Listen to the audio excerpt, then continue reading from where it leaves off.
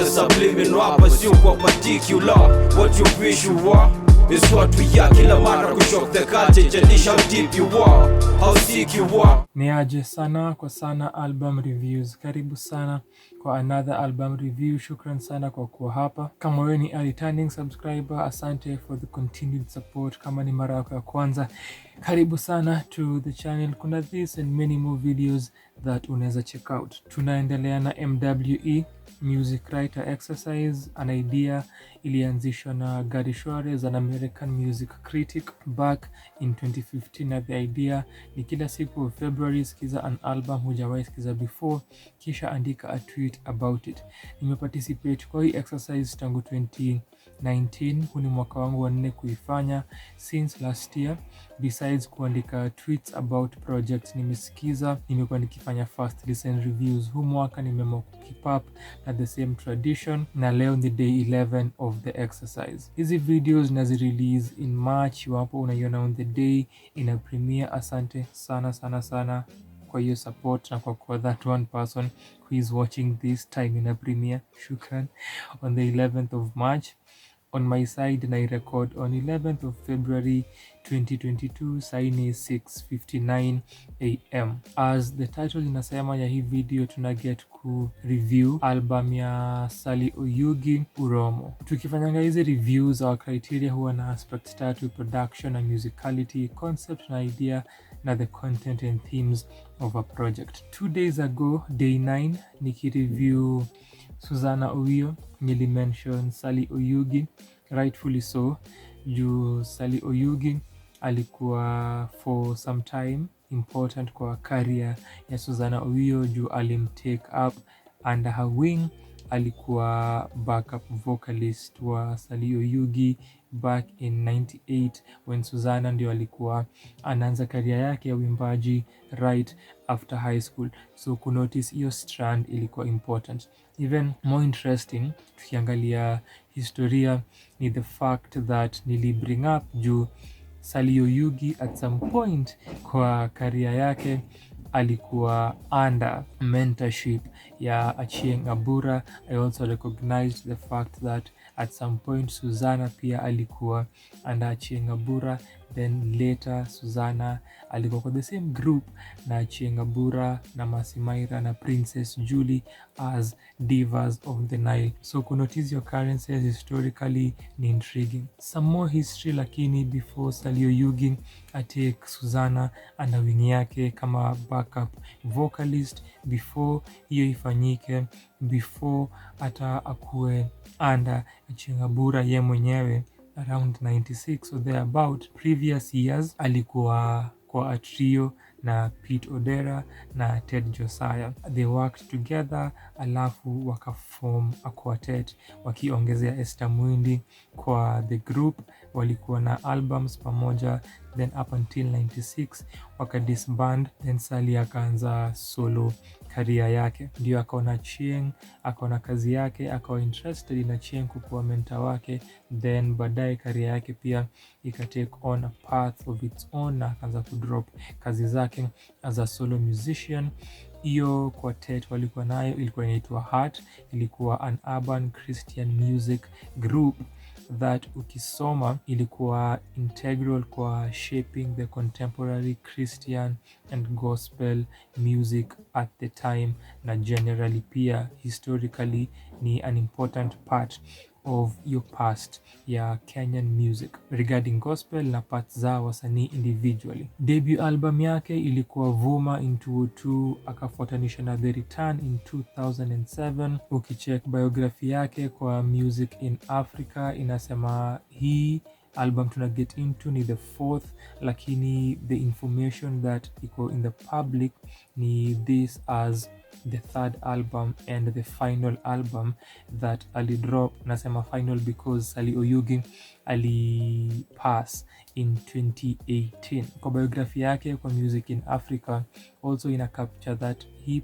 project ilikuwa in the pipelines for years, na ilikuwa na a provisional title yenye ilikuwa Mabawa, kisha ikabadilika to Uromo. later.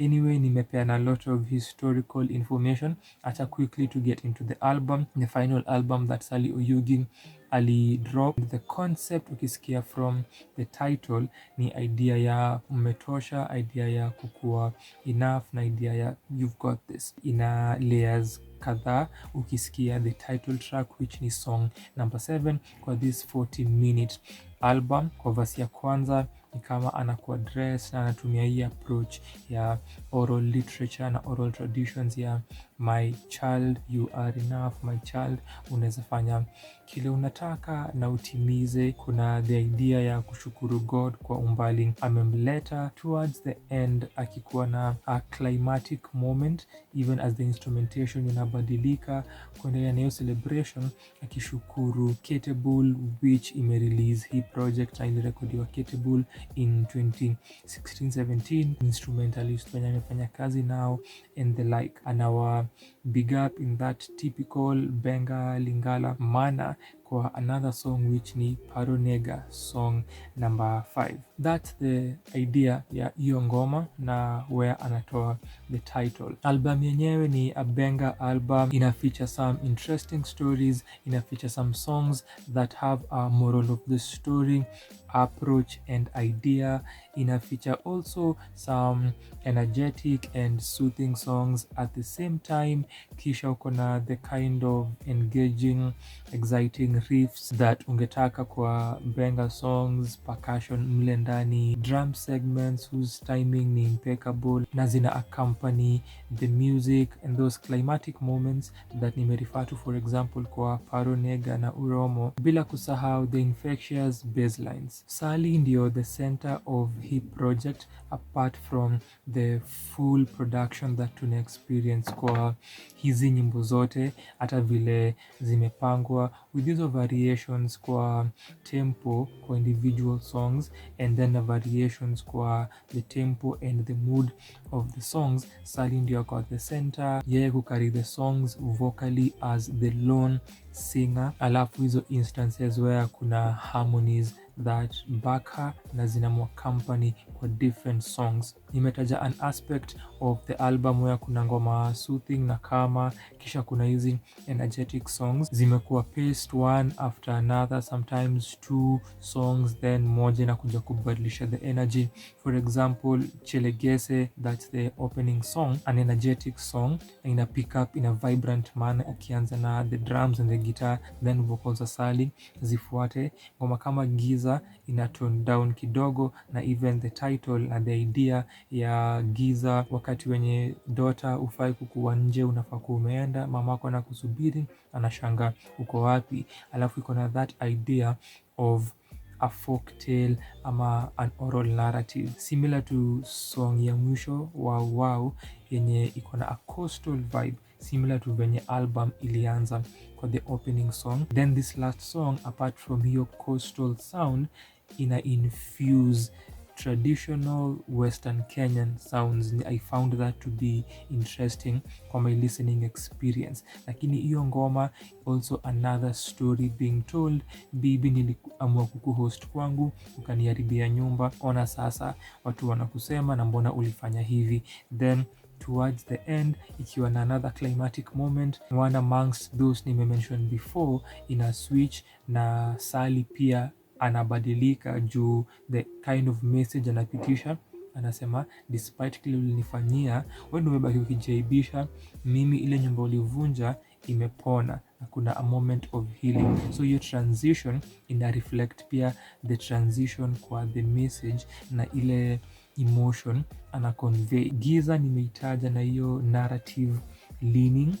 The following song Kikulacho na mostly pick up the energy. At some point niliwaza hii ngoma ni most lakini iko energetic na tempo iko juu. Then Kikulacho that follows Giza ndio those songs zenye nimesema ziko na a moral of the story na ni ngoma that seek to inspire and urge watu kupick certain moral choices na kumake certain moral decisions. Kikulacho kinguoni mwako, watch your friends, most idea ya haraka haina baraka. And kwa those 2 songs ametumia hii technique yake kwa uandishi whereby atasema a line and then atai-translate kikulacho kingoni mwako, watch and know your friends. Then kwa mos haraka haraka haina baraka, hari has no blessings, ili feel lazy ikacheapen the song na the lyrics kwa those instances. Also kunote zina pick from common proverbs and sayings, so it doesn't necessarily add much to the writing na the feeling. Interestingly, nikiongelea mos anapik ile idea ya mzee Kobe kwa fables. Nilisikia ilinikumbusha mtu nimeongelea earlier, Susanna, kwa album yake Mama Africa yenye nimesema nili review 2 days ago. Kuna song called Pole Pole, na kwa hiyo ngoma pia ana borrow from hiyo fable ya mzee Kobe, na mzee Kobe kukuwa mwenye mwendo wa pole pole. So that was interesting kunote, na hizi ni albums zilitoka years and years apart. This is 2016, alafu the fact that imewakiwa for quite some time. Mama Africa ni ya way back around 2002, around there. After those 2 songs, pick up the energy na the tempo, exciting to listen to. Kwa kikulacho unamsikia akichant na akiwa hyped. The following song, Paro Nega, mawazo yananiua, uko wapi mpenzi wangu, and that idea ya longing, ya feeling ya kuyan for someone, ime calm down na mood and how the instrumentalists wana play, vile anaimba na kucarry the mood, the energy is toned down na ina match hisia anazopitisha. Towards the end kuna a moment ya kuclimax tena with fuller instrumentation, tempo imepanda juu. Nilihisi ilikuwa unnecessary na haikumatch mood na theme ya the song. Kwa hiyo ngoma ni the first time nilitaja ikisema kuhusu concept ya Uromo, ana big up watu kwa hiyo ngoma in a classic banger style, lakini that song did not demand that. Ilikuwa unnecessary kwa hiyo ngoma yenye unaongelea longing na mawazo kuhusu huyu mtu kukumaliza. After that, Raha comes again, na this time on to banger, anaongeza other sounds, ana infuse genres zingine, and the energy kwa hiyo ngoma ina peak tempo kidogo ukikompea na Paro Nega, lakini bado imetulia. Delivery yake ni different. Kuna hiyo feeling ya this is such a soothing song, an interesting na engaging listen. Na kimaudhui, story za mapenzi ina build from the previous song. Ilikuwa na a number of instrumental build up that made it even more engaging and exciting to listen to. Uromo pia ikianza iko na that same energy ya kuku-engage instrumentally, then how wanaifanya na uimbaji wa Sali, kisha they let it breathe na tuna focus on hizo instrumental build up segments. Kwa Uromo pia that same technique that makes the song more engaging ilitumika, na Uromo ni an energy switch compared to the previous song yenye ni Raha. Something else nilinotice kwa Uromo, ndio mara ya kwanza nilisikia delay kwa vocals za Sali. The first time nil notice something different na dynamic imeongezwa kwa vocals zake. Vile nilisema yeye ndio the center, lakini hiyo dynamism hatu experience kwa other songs. The only additional aspects kwa production ni when kuna harmonies zimekuwa used zikimwa company kwa the other songs. Nimeongelea wow yenye nakuja after Uromo kumaliza the album, not as spirited as Uromo ki energy, lakini hiyo pia iko na tempo that builds up, especially tukiconsider the last segment of the song. Vile nilisema story na ujumbe unapitishwa na mood zinabadilika compared na this sort of emotional na a regretting attitude that Sali ako nayo akiimba ingoma akisema nilikuhost alafu umekuja umeharibu nyumba yangu. Now something that nilifikiria ni when you have such a song that closes the album, ki energy haina tashwishi na ile tempo na mood inakuacha nayo, lakini tukumbuke kuna a song called Kikulacho, that is song number 3. Nilihisi ilikuwa contradictory that unakuja alafu una complain kuhusu huyu mtu mwenye ulitrust ukamleta kwako kukuharibia nyumba. Juu tayari kwa kikulacho uli acknowledge ule mwenye unatembea naye, mwenye anakucheka, mwenye atakuua ndiye rafiki yako. Ilikuwa contradictory kusikia this same message na hii moment ya kuregret na kuko surprised that mwenzako ama mtu ulithamini ndiye amekufanyia hivi. But the story in itself ni one of those engaging songs kwa the album.